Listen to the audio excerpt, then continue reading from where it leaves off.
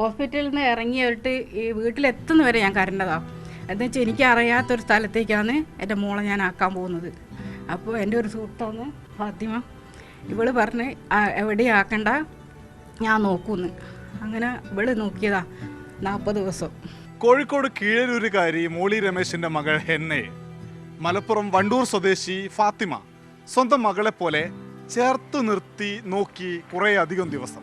എന്നെക്കൊണ്ടാണ് അതിന് കഴിയാന്ന് എനിക്ക് തോന്നി. ഇതേപോലത്തെ ഒരു കുട്ടിയുള്ള എനിക്കറിയാം മറ്റേ കുട്ടീനെ എങ്ങനെ നോക്കേണ്ടത്. സാധാരണ ഒരാൾക്ക് ചിലപ്പോൾ പറ്റിയെന്ന് വരൂല.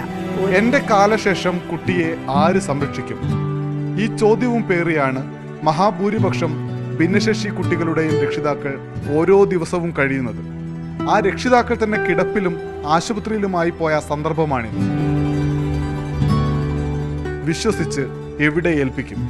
ഏൽപ്പിക്കാൻ ഇടങ്ങളില്ല. പക്ഷേ ഇവിടെ സ്നേഹത്തോടെ ഫാത്തിമയുണ്ടായി. ഫാത്തിമമാർ അപൂർവ സംഭവമാണ്. എല്ലായിടത്തും ഇത്തരക്കാരെ കാണാനാകില്ല. ഇത്തരം സന്ദർഭങ്ങളിൽ കുട്ടികളെയും രക്ഷിതാക്കളെയും സഹായിക്കാൻ എല്ലായിടത്തും സംവിധാനങ്ങൾ വേണം.